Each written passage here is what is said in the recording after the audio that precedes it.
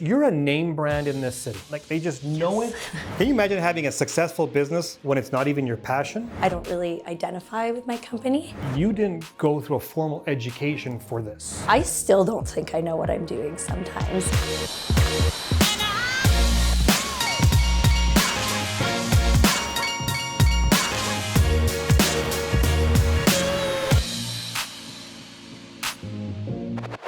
Welcome to the Karmali Exchange. I'm Faisal Karmali, and I'm excited to have my guest here. I've got Holly Singer, founder of MilkJar Candle Company. Now, I really want to get right into this because we actually worked together a little bit at one of my events that we had last year. You're one of our expert speakers there. And there was one thing that you said that I think really stuck with me that I want to kind of drill down on.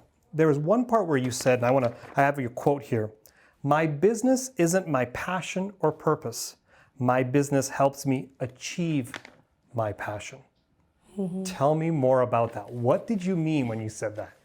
Well, I think, when you just look at MilkJar, when people see what we are, it's a candle company. We manufacture candles and diffusers. We wholesale them, we retail them, we teach candle making workshops, but that really isn't what the heart of MilkJar is. The candles and diffusers are a vehicle kind of to a greater purpose that I wanted to achieve for myself in my career that a while ago I didn't think I was going to be able to. Working with people with disabilities was really the path I wanted to take after my kines degree. I wanted to be an occupational therapist, applied for a master's, didn't get in. The story is that I partied too much in university. I was a pretty good student, but so I really didn't see myself as an entrepreneur, but I do love making candles. I love crafting. And then when I was making candles for a little bit, just at home and giving them to friends, I was like, could I use this to, achieve that purpose that I wanted for myself and in my life and feel like I'm giving my gifts and, lifting up others in our community that maybe don't have the same access and the same voice. So it's more than just a candle company. And I've said this to people too, I don't really identify with my company, which I think a lot of business owners can struggle with. Sometimes their identity is the company that they started. And I think that puts so much pressure on the company being successful. Yeah. And I've never put that pressure on my company. So it was just so effortless. It's always been fun. It's always been creative. It's always like, let's see what we can do. And if it works, amazing. If it doesn't, that's okay. Yeah. I know that this company is, I'm very proud of it, but it's not who I am. Yeah. But I've put in, so much of what I love and care about into it. And yeah, it's a beautiful thing. So you and I differ in our businesses that you didn't go through a formal education for this. No. You didn't even go to business school. Yeah. Right? You went to kines. You got involved with a family that connected you to think about your passion or your purpose behind it. Yeah. I went through school in my business, learned it up the hard way, how to build my craft. And so I've been identifying myself around that. So we differ in that piece. But where we have similarities is that there's been families that have impacted us. And we want to drive for that. So tell me a bit more about that family, that boy and that mom who connect with you. And that's kind of where the driver of that purpose went.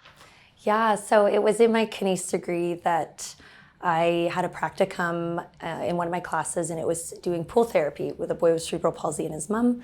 The practicum was only supposed to last 4 months, and I enjoyed it so much that we ended up swimming together for 7 years, from the time he was 13 to 20 years old. Okay. And that's when I found this love and passion for creating opportunities and assisting and helping make accommodations for people to help themselves. It's not doing things for people, it's creating that opportunity because, we all come from different paths and backgrounds, and, this world is harder for some people than others. And I feel like it's our human duty to be a community and identify when some people don't have the same access as us and do what we can to help lift them up. The amount of money that this company has supported the cause, if I understand correctly, we're around close to $300,000, if not more. Getting there. No, I'd love that. I think by the end of this year, though, we will be over. We're about probably now over 250. So $250,000. And that worked out as basically $1 per product went to this. So think about the number of units you have to sell. We poured a lot of candles. Holy cow. And so that's where, when I posted on LinkedIn, I added a survey and I said, okay, what do you want to know from Holly? And of course, you're a name brand in this city. People know about your name brand, like they just know it. And you've done a great job at getting involved in this business, but it's a household name now. And the entrepreneurs wanted to know, how do you get into retail? How did you actually get in there? How did you get your product on the shelf? How did you make that happen? Because we have to remember, $270-some thousand are gone to this cause because you're selling one unit at a time. Yeah, and the wholesale, I would say our wholesale is a huge part of our business, probably 60% of our revenue. So it started off small with the local boutiques here. And now we've kind of been in some wholesalers such as Blush Lane, some grocery stores. We just recently got our candles in a Loblaws Canadian Superstore. Look at that. Yeah, in Ontario. And if that goes well, hopefully we can get in a few more. But they're starting a bit of a local initiative, which is very cool. But it's been a bit of a snowball effect, I would say. And it's obviously making a great product that works well and people love. But I really believe it's because our story is different. These candles are different than, you know, most other candles that are out there. Other people sell candles, but we sell milk jars. That's what I say. Excellent. It's the passion and the purpose behind it. We kind of have this kind of name for us now since we rebranded, is we're the Feel Gooder Candle Co. So we donate $1, and we also are an inclusive company. So a quarter of our staff at MilkJar have a disability that help make the beautiful product. So we're creating job opportunities in our company. And it's really, I think, the reason why we've been really attractive to people. And with getting into retail, for that question, we didn't really do anything to push it, I would say. This is kind of a funny answer, but we knew who we were. We pushed it forward. We walked the talk. And we have so much purpose in our company that I think shines through, and there's so much authenticity as well. We're not doing something for the sake of to make a sale. We're doing something to actually change, hopefully, businesses and how they hire. And that authenticity has shone through, and you know, I think that's why wholesalers have been attracted to us, and people. I'm sure that some wholesalers have approached us because they've had customers being like, "Oh, you should carry MilkJar." We've actually never really approached any wholesaler to carry us. Okay, so let's kind of break this down, because I think some people who want to enter into the businesses, they're learning that, okay, I have a product, I want it on a shelf at a retail store. That's direct to retail. That's door knocking every boutique, every business from your end. If we were to follow you in the early days with a camera, is that what you did? You actually knocked on doors and said, hey, this is our story, put our product on your shelf? Is that how it worked? No. I remember my first wholesaler I got into was a shop called Meraki Supply Co. in Kensington. Okay. And how I entered into that space was I brought in some candles and I was looking for a shelf to buy to set up my Market Collective booth. And I brought in 2 candles and I was putting them in all these shelves that they had in their shop. And the store owner was like, hey, what's that? And I was like, oh, it's my candle company I started. And then the owner was like, oh, we're looking for a candle. Can I see it? What's your wholesale? And I was like, oh my gosh, I don't even know what wholesale means. Yeah. And so, and then after that, she carried us for, I think, 3 years after that. And I would say a lot of markets, having an opportunity to sell your product, talk about your product, share with people what makes it different, that really helped us build a brand in Calgary, because we really first just tapped into Calgary. We really didn't get into wholesalers in BC or Ontario for probably that first year. We just started small and worked our way and chipped away at it. It was attending markets, Kensington Market, night markets, the Inglewood one, all sorts of things, just to start building our brand and our name and getting recognized. And then when people would come to our booth and talk to us, I always had my spiel about what made us different. I'm like, these candles, they're wood wicks, they're clean burning, they're beautifully smelling. But in addition to all that, we donate $1 to support children's programs that support children with disabilities to learn and grow. So I think the whole what makes you different, why should someone buy your product versus another product, I think is a really important piece. And I think it really resonated with a lot of people. You know, people want to feel good about their purchases, and I think we kind of created this feeling that when you buy a milk jar, you know, it does more and it feels gooder. Feels gooder. So it does take, you know, we've been around now 6 years. We have probably 150 wholesalers, but it's gone small. Like it hasn't been, it's chipped away at it little bit by little bit. Since we did the rebrand, it's kind of even chipped away even more. We've been started to get approached by companies in the States, and that's where we're at now. We're trying to tap into that US market where we've never before. And organizations and websites like Fair Wholesale, that has been a platform that has really helped wholesalers find us. So if we were following you with that camera, you basically stocked the shelves yourself, got that first wholesale contract, and then how would you get number 2, number 3, number 20? Like how did that work? I created a website. I built my first website it was in my history nursing class, actually. I was in nursing when I started MilkJar. And it was a Squarespace, built it on my own, got some nice photography. That was a huge piece, was investing in not my cell phone camera pictures and bringing in a photographer so that I had content for about a month to post. And I had some great photos for the website that I had. And I created a form where it was, if you would like to wholesale, you could fill out this form about information about your company and it'd direct to my email. So I made it very easy for, if people went to my website, they were able to find a way to contact me about wholesale. Wholesalers actually went to you more than you knocking on doors. Yes. Yeah, and I made it very, very easy. And, you know, I took an SEO course too. Okay. So how to increase your search engine optimization. I distributed Canadian Candle Company throughout my website everywhere. Because I figured I was trying to put my mind in the mind of a wholesaler. Okay, if I was a wholesaler, let's say in Ontario, and I have a store and I'm looking for a new candle company, or like to carry, what would I probably type in? It's like, well, I'd probably want to not pay American dollars, so I'd probably be looking for a Canadian. So I put the word Canadian Candle Company throughout my website, which really boosted it, I think, allowed people to search us. There's been quite a few podcasts and articles now written about our company, which backlink to our website, which really helps with your SEO. So I do think now we get searched quite a bit. And I think Instagram was really helpful in the beginning. But even now our Instagram, like our engagement's not as high as it was a few years ago. That's kind of the way it's gone.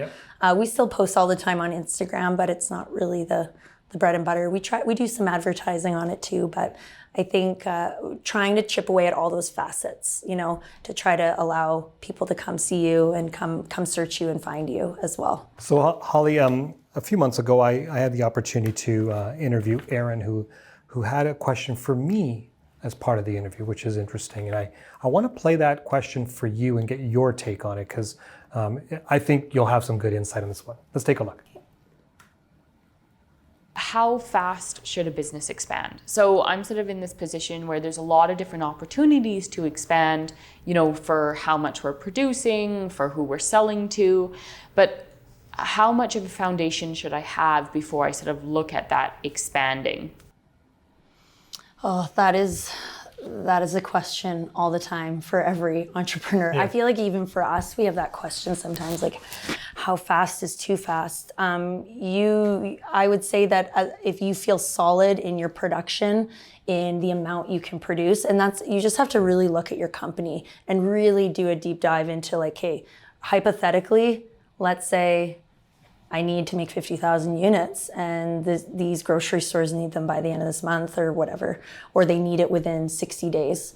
Do you have the capacity to do that? And what things can you put in place to get there? If it's looking like people love your company, love what you're doing, the feedback's incredible, you're slow, it is building just like us, maybe getting a space is something that you'll have to work on, because you do not want to miss out on an opportunity, and you kind of need to build.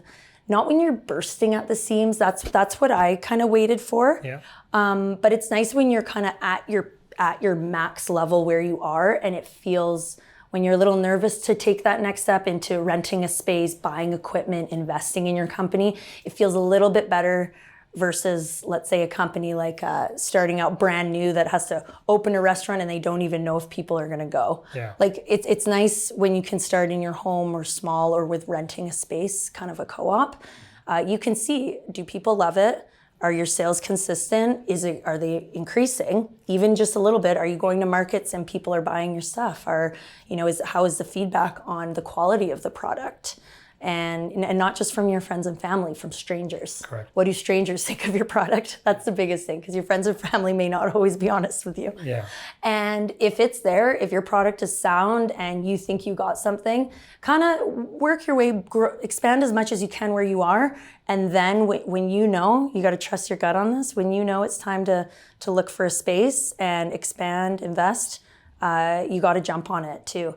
And there's a story that I have of, that I expanded at the right time. I remember I was so nervous to move MilkJar out of my home, because that was the jump that was like, it wasn't buying a wax melter. That was the first little jump where I was like, whoa, I'm spending $3,000 on an item to make candles. Yeah. I must be really doing this. It was after 3 years working out of my home when I was like, my garage was bursting with oils. My living room, there was no couch, you couldn't sit in it, because that's where I was making candles. And I was like, hey, I think I need a space. And I got a space big enough that I could grow into as well and expand it if needed.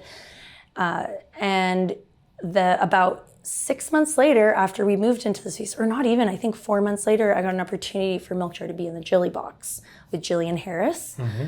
And they needed 2,000 candles, and I think they needed it within a couple months. At the time, had enough glass because I was able to order by the pallet size.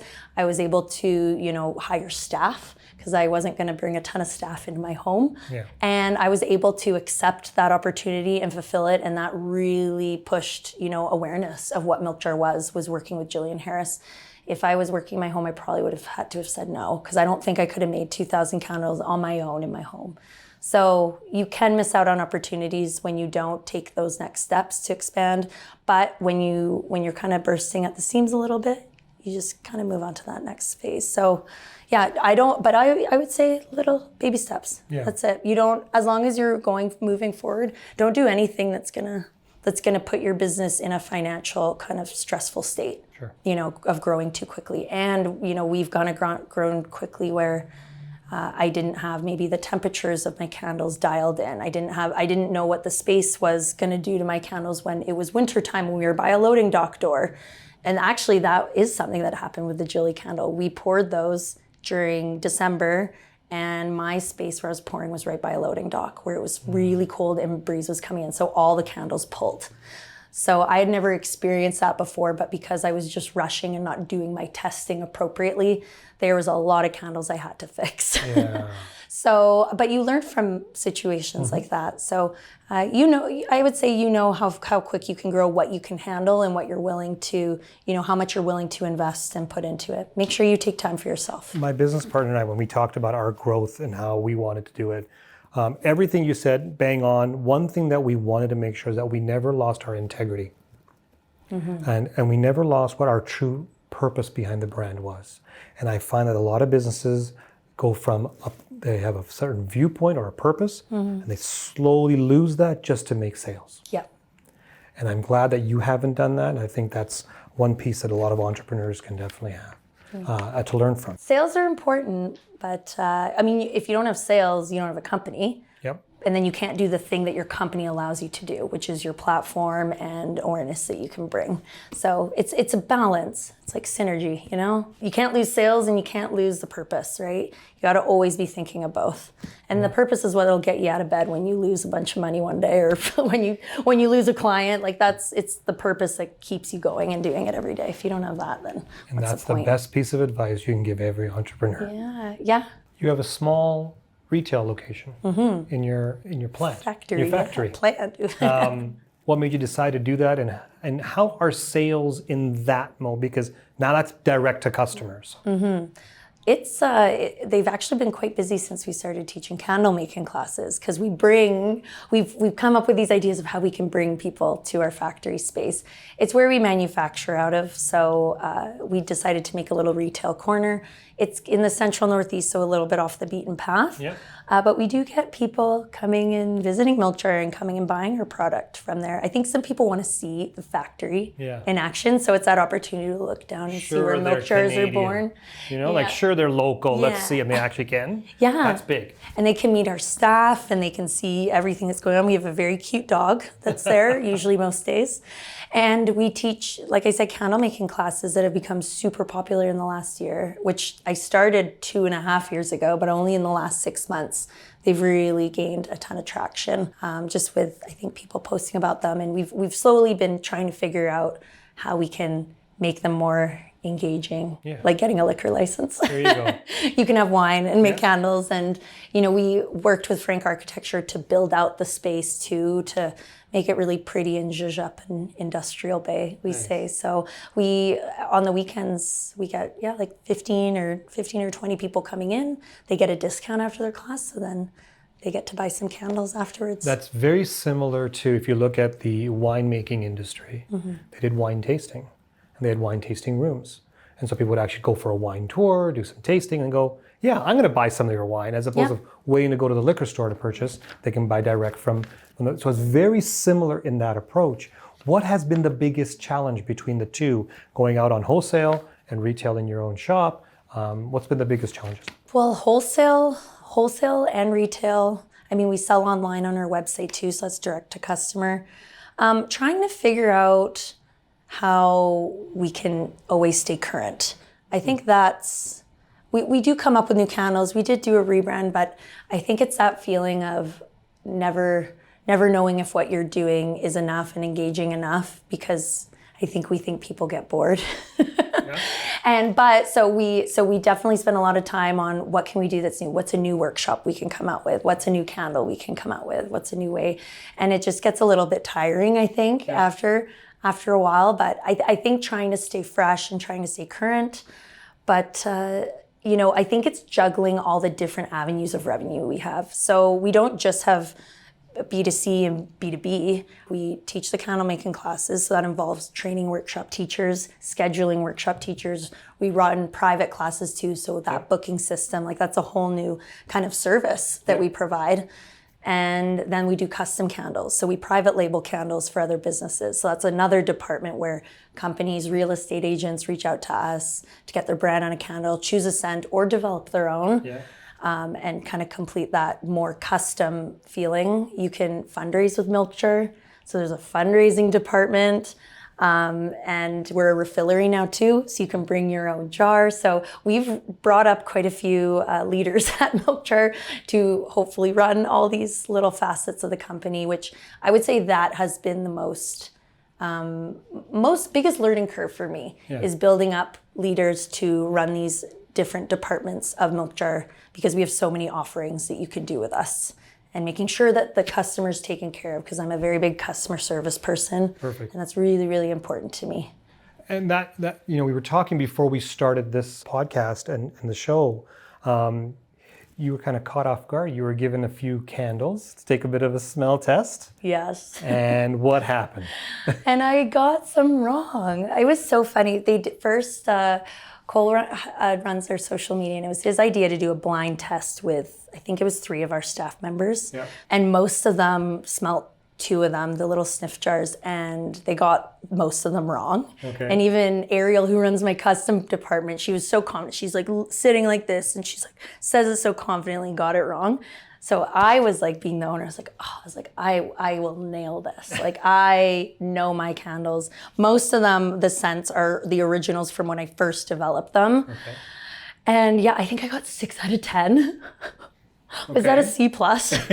It's still a pass, but the first 2 I got wrong. It was, I think it was like Aurora, and I thought it was Dandy. they smell similar, so I got that wrong. Then the next one I think I got wrong, and then I started getting a few right because I think I came into it way too confident. But when you're blind, man, This is public information. It's not like private. it's a reel on our Instagram of me. And then you posted it too. Like, so you're being vulnerable. Yeah. That's very challenging for a lot of business owners. Yeah.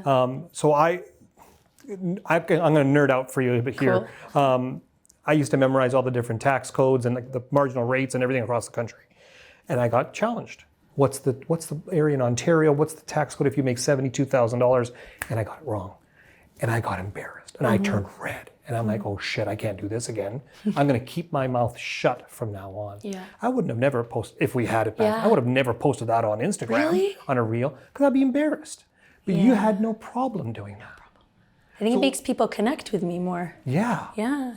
Like today, I'll say, okay, I don't know it. But that takes a lot of intestinal fortitude to say, hey, I'm going to I got it wrong. Let's tell the public that I can get it wrong too. What does that say about your business, your brand, and then yourself? We're very gentle on ourselves, like 100%, I would say. That's the biggest thing as a business owner.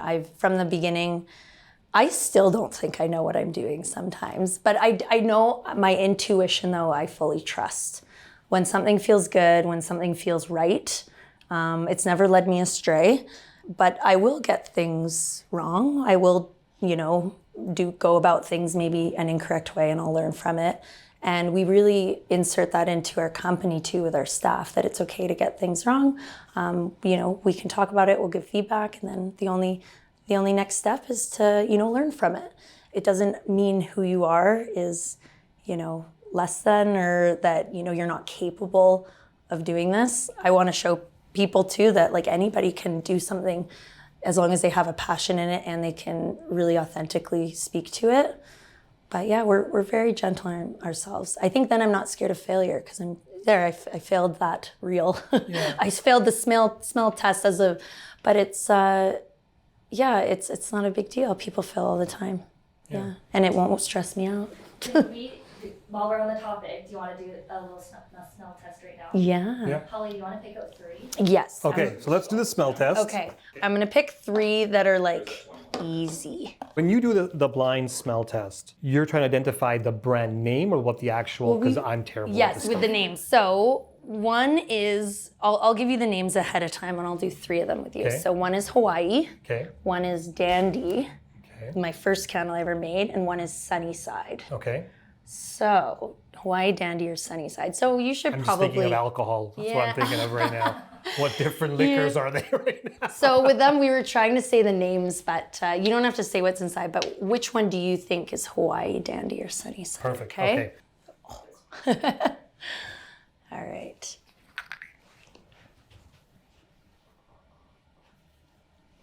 That would be Dandy, I would say. Not even close. Not even close. That was Hawaii. That was Hawaii. Yeah. Plumeria and lilac. Can I have another smell of that? It was. It's not like the beachy. You probably thought it was going to be like coconut. Coconutty, yes. That's what when you said pineapple. Hawaii, that's what I thought. Yeah. It's Plumeria and lilac. So it's got a bit of Calgary flower in it, some lilacs, but Plumeria is the flower in the Hawaiian lei. Okay. All right. Okay. So now the remaining 2 are. Yeah. Dandy or Sunnyside. And this one is. Ooh, okay. I'd say that one's Sunnyside. Again, I got that wrong too. I'm 0 for 3. This smells very dandy. Very dandy? Very dandy. It Very was dandy. There we go. mahogany, firewood, and pine. I mean, if you didn't know what they were, kind of. So let me give you another story about Yeah. it. So when we started off our business, we did workshops as well. The workshop, we call it a seminar. People would come in and we would do wine tasting. Yeah. So that would get people in. We'd have a sommelier talking about the wines, and you can smell this type of fruit, or it's earthy, and I'm like, all I smell is wine. Yeah. I can't smell any of this stuff. I'm terrible at these Good thing things. you're not a candle maker. Good thing. Your palate is not very refined. No, it's but- not. Okay, well, last one. This is what Sunnyside was. So pear and nectarine. I do smell the You pear. yeah. I don't smell the nectarine though. This is like the Village Brewery Oh yes, I was brutal. So, same thing, yeah. I was like, we're at Village Brewery, and what do you think of the? I'm like, oh God, this is. So what we expected to happen happened. Yeah. You got them wrong. Yeah. And how do you feel about it? I'm okay. Yeah, you're okay. See, I'm okay. you're still alive. Because as a still here. purchaser, I'd be like, what do you think? And you say, buy these, and I'd be like, okay, let's do Yeah. that. And now my house will smell Hawaiian. Perfect. Exactly. It'll take you. Well, your sense of smell is your strongest sense linked to memory, so it can kind of take you somewhere. Yeah. Which I love. You were talking about some of the challenges that you felt that it's okay to get it wrong because you have some grace for yourself. And I think there's a lot of businesses who have got it wrong when they've come across the border here in Canada. We can talk about the large retail American companies who thought they could come in and it'd be just like the States, and it wasn't, they shut down. Going across the border to the US, a lot of Canadian companies get it wrong as well. And so what are the things that you're preparing for as you go across the border into a country that may have a bit different culture, different approach than what you do or what we have here in Canada? How do you prepare for that so that you don't get it wrong as you cross the border? We're starting slow. We're not, jumping into, a retailer with, 200 locations right off the bat.